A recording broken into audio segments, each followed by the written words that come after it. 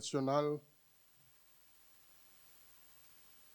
Monsieur le Président du Conseil économique, social et environnemental, Monsieur le ministre des Forces armées, Mesdames, Messieurs les ministres, Mesdames, Messieurs les membres du corps diplomatique, Monsieur le général de corps d'armée, grand chancelier de l'Ordre national du Lion,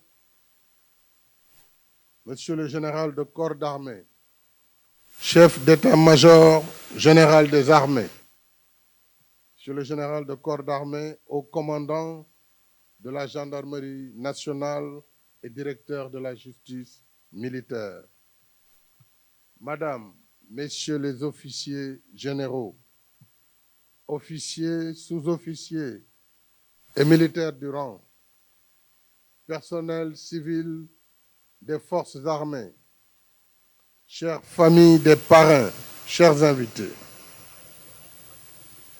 La journée des forces armées nous offre chaque année l'occasion solennelle de nous rassembler autour des valeurs de l'État, de la nation et de la République. Valeurs auxquelles notre armée, dans toutes ses composantes, reste indéfectiblement attachée. C'est pourquoi j'éprouve toujours le plaisir et la fierté de venir présider cette journée. En pareille circonstance, mes pensées vont d'abord vers nos défunts djambars. Je salue leur mémoire et prie pour le repos de leur âme. Je redis à leur famille notre compassion et notre solidarité agissante. À vos camarades alités, j'adresse mes vœux ardents de prompt rétablissement. Si nous sommes réunis ici, devant nos étendards et drapeaux, c'est parce que les anciens nous ont tracé la voie et laissé un legs précieux comme viatique et source d'inspiration. Chers anciens, je vous salue avec respect et affection.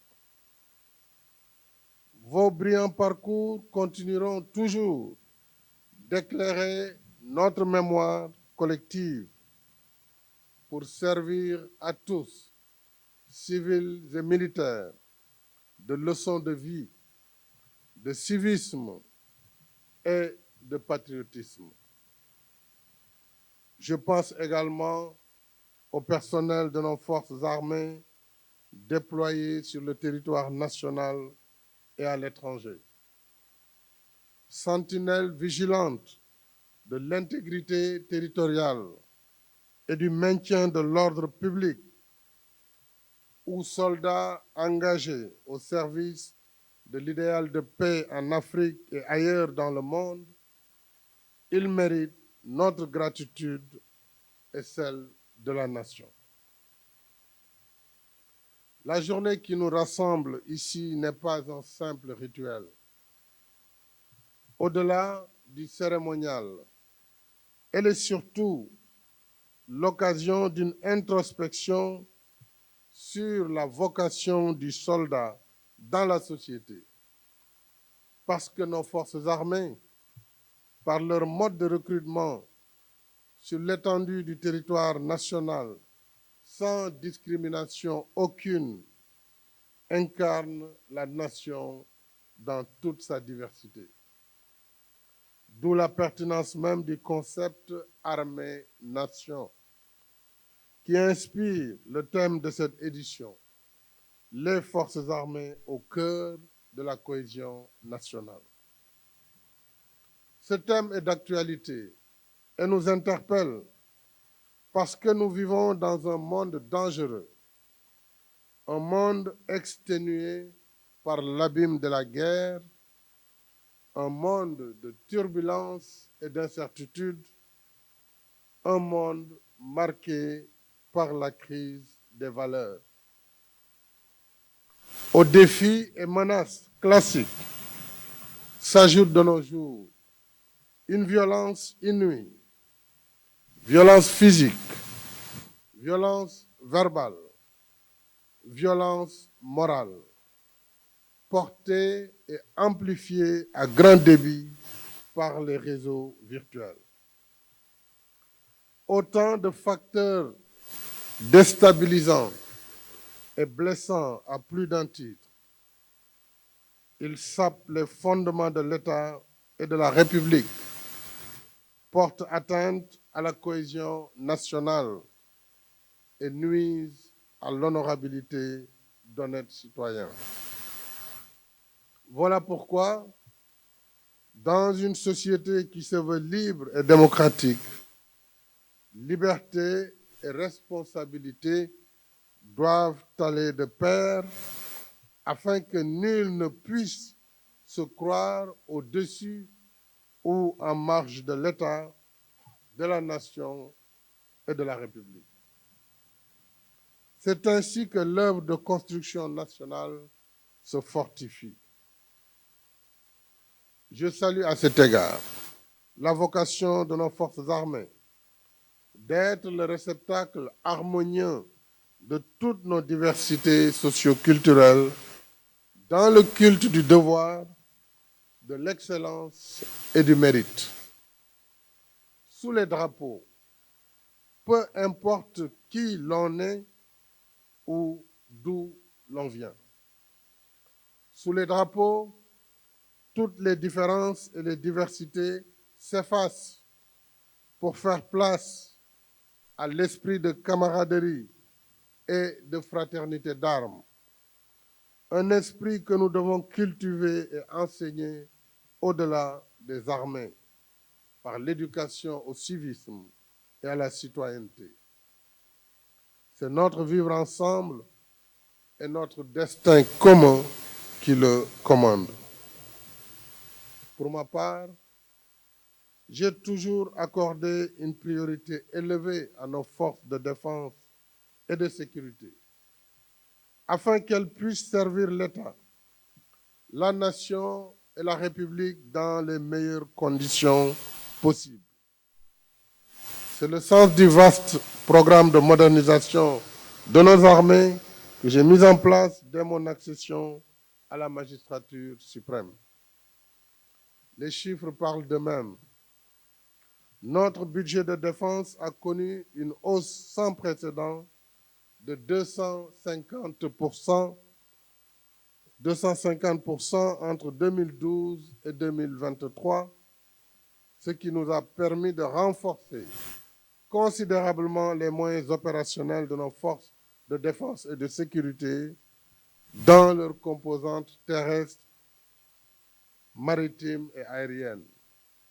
Quant aux effectifs, ils ont augmenté de plus de 60%, offrant ainsi un maillage complet du territoire national. Dans la même dynamique, nous avons créé un centre de hautes études de défense, un institut de défense et plusieurs écoles de formation et d'application pour doter nos forces armées des meilleures compétences en ressources humaines. En soutien au moral de la troupe et de la condition militaire, d'importantes mesures ont permis d'améliorer le traitement salarial du militaire et ses conditions de vie, y compris les blessés et mutilés de guerre. Le logement de nos forces de défense et de sécurité me tient également à cœur. Je me réjouis des efforts considérables que nous avons déployés dans ce sens, avec des projets déjà achevés ou en cours à Dakar, Tivaouane-Peulh, Bignona et Saraya, entre autres sites. Et cette montée en puissance tous azimuts de nos forces armées traduit ma conviction que le premier investissement d'un pays consiste à assurer la paix, la sécurité et la stabilité sans lesquelles rien n'est possible. Et en ces temps de menaces accrues, tout ce qui concourt à renforcer la défense nationale n'a pas de prix, parce que c'est elle qui nous met à l'abri des périls en soutenant les fondements de l'État, de la nation et de la République. M'adressant à vous, élèves officiers de la promotion colonel El Hadji Mamadou Touré, de l'École nationale des officiers d'active et de la promotion dentiste colonel Mbaye Khary Dieng de l'École militaire de santé, je vous présente mes chaleureuses félicitations. Je mesure les efforts et les sacrifices que vous avez consentis pour être au rendez-vous de l'excellence. Vous faites la fierté de vos familles que je salue et félicite. Par le serment que vous venez de prononcer, vous avez fait allégeance aux valeurs et normes qui encadrent votre carrière. Ce qui fera votre honneur et votre bonne réputation, c'est de rester fidèle à votre serment. Dans le secret de votre conscience, ce serment vous oblige et constitue pour la postérité le pacte de loyauté qui lie votre destin à celui de votre pays. Dès lors, je vous engage à respecter la lettre d'or du métier des armes, apprendre à obéir pour être digne de commander, parce que c'est dans l'obéissance que se forge l'aptitude au commandement. Celui qui ne peut pas obéir n'est pas digne de commander. Sur le chemin que vous aurez à parcourir, il y aura des obstacles à franchir, des pièges à éviter, des décisions à prendre. Alors, gardez le souvenir de vos parrains comme lanterne pour éclairer votre parcours. Feu le colonel El Hadji Mamadou Touré incarnait la plénitude de l'officier de l'air. Sa mort en service commandé est l'épilogue révélateur du dévouement et du sens élevé du devoir qu'il mettait dans l'exercice de sa mission.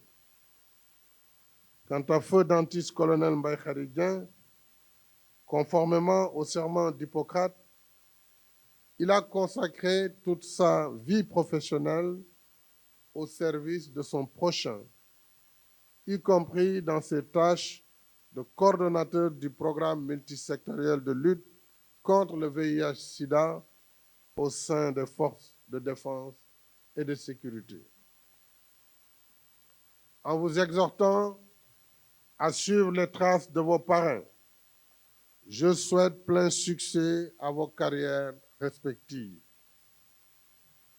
Officiers généraux, officiers, sous-officiers, militaires du rang, en tant que chef suprême des armées, j'ai partagé avec vous pendant plus d'une décennie ma vision et ma passion de servir notre pays et l'ambition de le doter d'un outil de défense performant à la hauteur des défis de l'heure.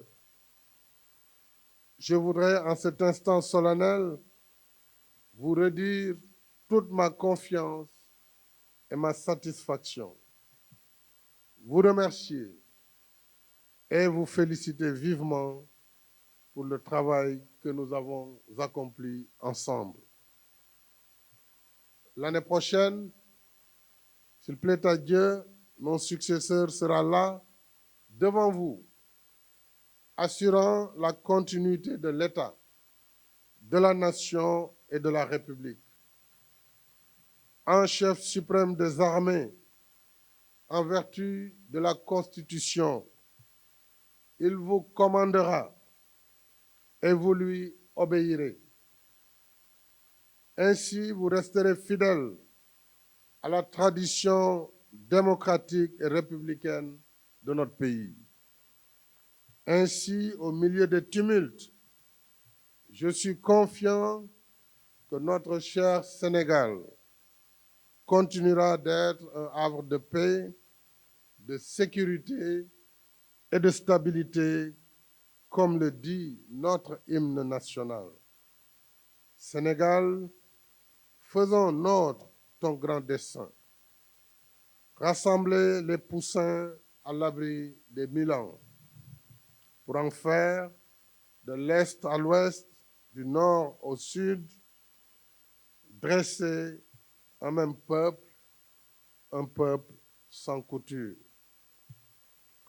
Officiers généraux, officiers, sous-officiers, militaires du rang, je vous salue et vous remercie par votre devise.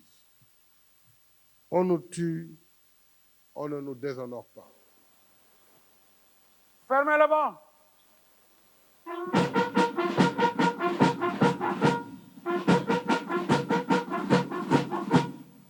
Présentez